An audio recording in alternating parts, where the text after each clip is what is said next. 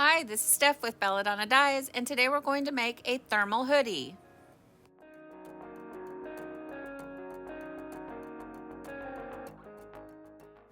Smooth out your hoodie and then decide where you want the center of the spiral to be. Give it a little pinch and then lock your hemostat down on the first click. It doesn't need to be over tightened. You don't want to tear a hole in your project.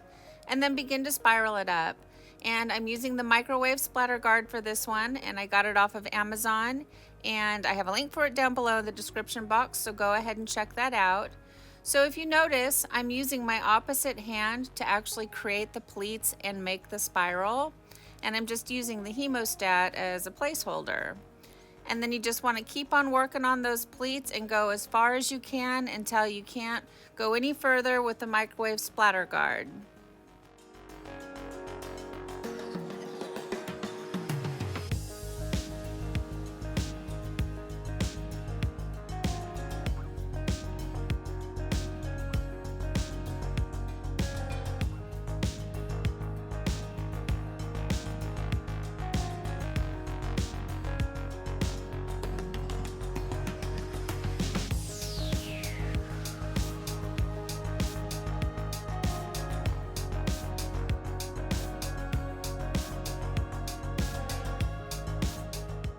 Once you've gone as far as you can using the splatter guard, it's time to remove the hemostat. So you want to unclick it, and with your opposite hand hold down the center of the spiral while you gently wiggle out the hemostat. If you don't hold it down with your opposite hand, you could run the risk of pulling the spiral out, and then you'll have to do it all over again.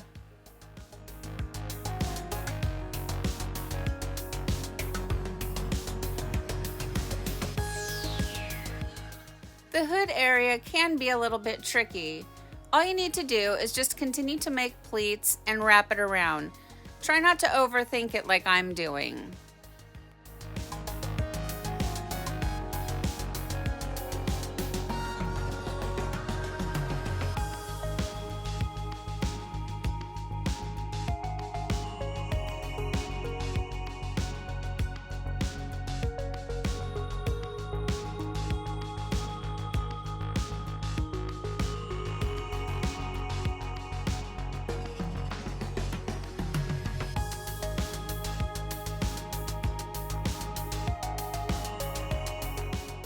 If you're new to tie-dyeing and maybe making spirals, long sleeves can seem intimidating. We think, oh my gosh, what do I do with the sleeves? It's really easy. You just keep making pleats in those and wrap it around. And actually, I find long sleeves to be helpful. They sort of just tidy everything up, button everything down, and make a nice spiral. And then once you have it all spiraled up the way you like it, you want to secure it by using rubber bands or kite string, whichever you prefer. This is a pretty large project, so I'm using my favorite rubber bands, and I'm using the ones that have been stretched out by the heat. They work out perfectly. So when you use these type of rubber bands and they stretch out, don't throw them away, just set them in a different container and use them for your big projects.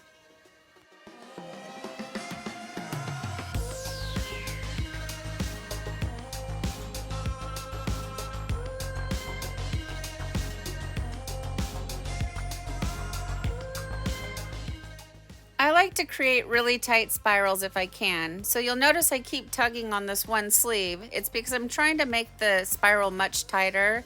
The tighter the spiral, the less the chance it's going to fall apart on you when you need to flip it or move it around.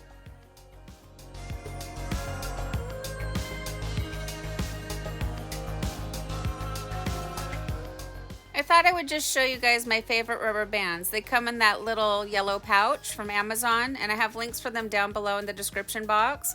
But you can see the difference in the size. The yellow one was the small one, and then the others are the stretched out. And so I just keep them over here in my miscellaneous jar, and that's like a peanut jar from Costco, and it works out perfectly. Using a washable marker, I mark out my pattern. I like to find where the center of my spiral is, and then I mark out my pieces of the pie. They're just a visual aid. Sometimes I don't follow them, but it sort of gives me an idea of what I want to do. For this project, I'm using thick water, so I just wrote little W's so I could remember where I wanted to put my thick water. And I always like to start by using my thick water first. Since we're going to be adding dye colors, I want to make sure that the thick water has time to go in and absorb into the fibers and, the pleats, because I don't want the dye colors to be able to creep into that white space. And I like to put the thick water on the front and the back, get it nice and saturated.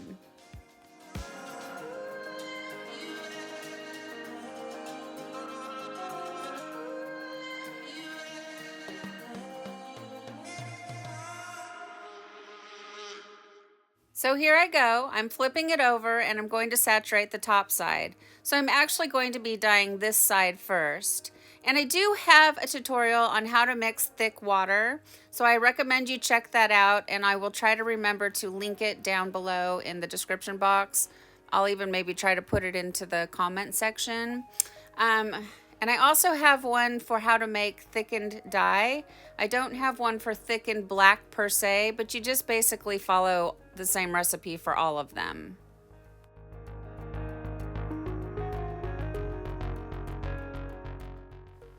So here I go with the thickened raven black. I don't want the raven black to spread out too much and take over, so I'm sticking it next to my thickened white area. And the reason why I'm going with thickened black instead of just regular raven black is, like I mentioned, I don't want it to creep too much. I want a nice black line, but I don't want it to take over on the whole project. And right here, I'm very delicately adding black. That's the tip of the sleeve. And I didn't want to have the tip of the sleeve be white, because think about this. This is sort of like an outerwear type shirt. It is a shirt, but you would layer it over maybe some t-shirts. And having the tip of the sleeve be white, it's gonna over time become filthy dirty looking, or at least my white hoodies always end up looking dirty right around the sleeve. So I very gently put the thickened black on the tip of each sleeve so that they'll always look nice and clean.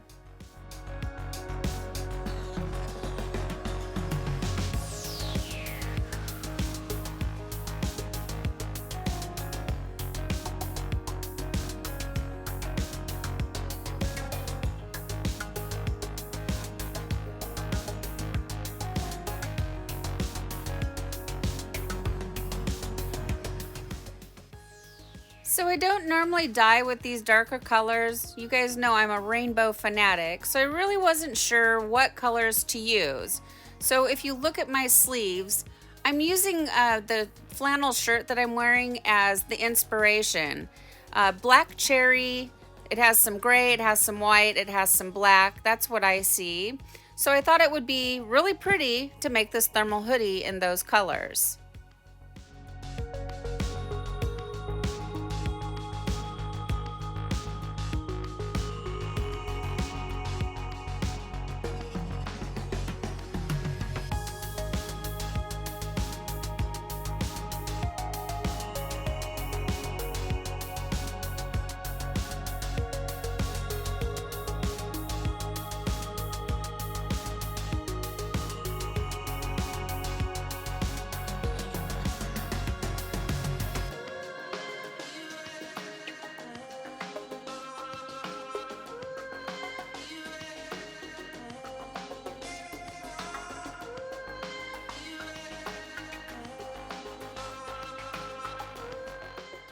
So my black cherry sputters right there into my white, and that type of thing just drives me bonkers. I get so upset with myself.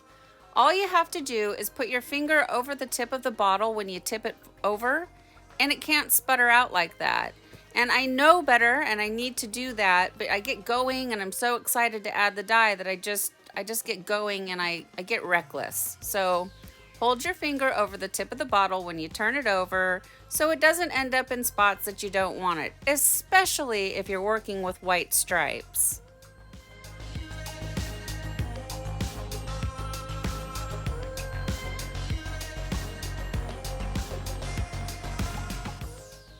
And it's gonna do it again. So I'm telling you guys, this is a thing with me. If I'm not 100% vibing on what I'm making, and what I mean is, like, if I'm using colors that I'm not really comfortable with, or if the project isn't speaking to me, sometimes I just feel like it's cursed.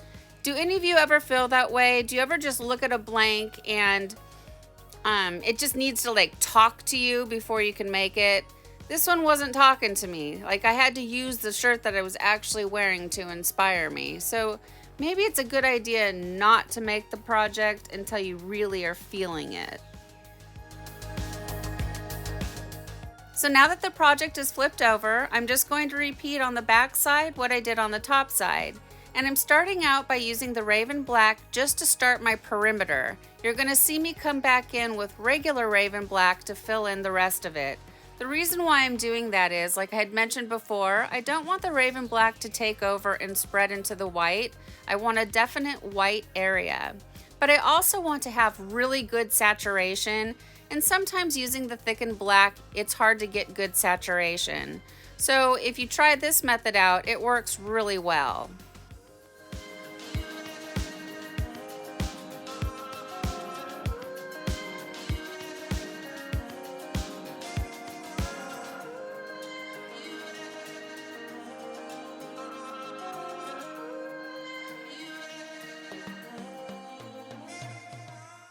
That gunmetal gray is saturated very well, and it's spread out a little more than I wanted it to.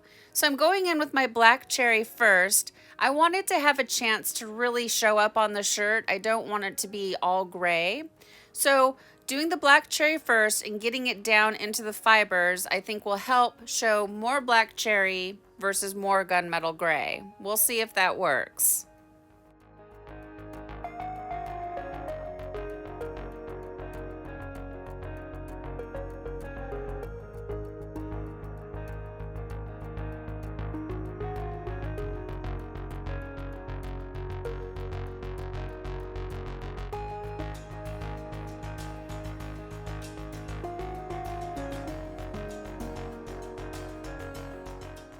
Now I'm going in with a regular Raven Black like I mentioned before, and I'm just finishing up those pie pieces and making sure they're nice and saturated.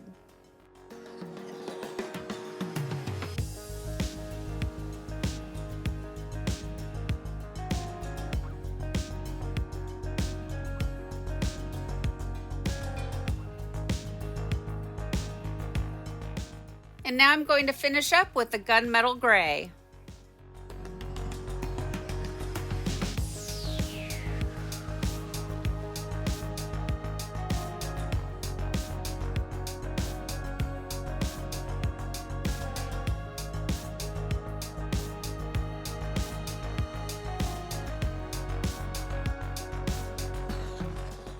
Now it's time to get it on a rack for batching, and this thing is super heavy because it's really saturated. You can see all the dye that's on the table. And I like to clean up as I go. I don't want that dye on the bottom of my tote because I'm going to take it and stick it in my electric blanket, and I don't want to start making that into a dye mess. You want to cover it and batch it for 48 hours. So it's been 48 hours and now it's time for the rinse out. And this one's a little bit of a scary one, so I kind of left a lot of it in. I always speed everything up somewhat. This one is sped way up, but it was like 8 minutes long, and I've left it at, I don't know, however long it is.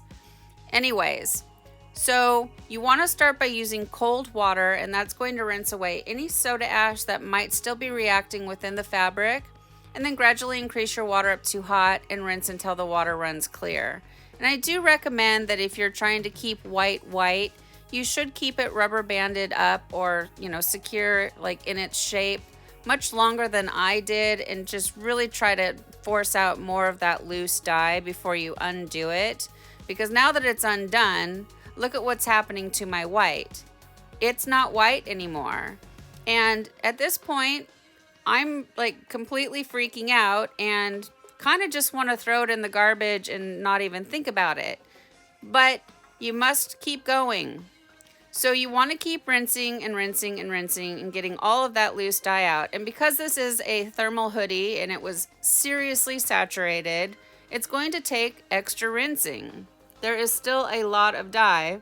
That's a lot of unreacted dye with the fibers. And that's okay. We just got to get it out. So just keep rinsing, rinsing, rinsing. And from here, it's going to go to the washing machine, and I'm going to do however many hot water cycles that it takes until that water is clear. And how I know is I take a little plastic cup in the hot water part of the cycle and I scoop it up. And if that water is clear, then I know I'm ready for the next final hot water cycle using Millsoft. And what Millsoft is, it's a professional textile fabric softener that brings softness back into the fabric after the dyeing process.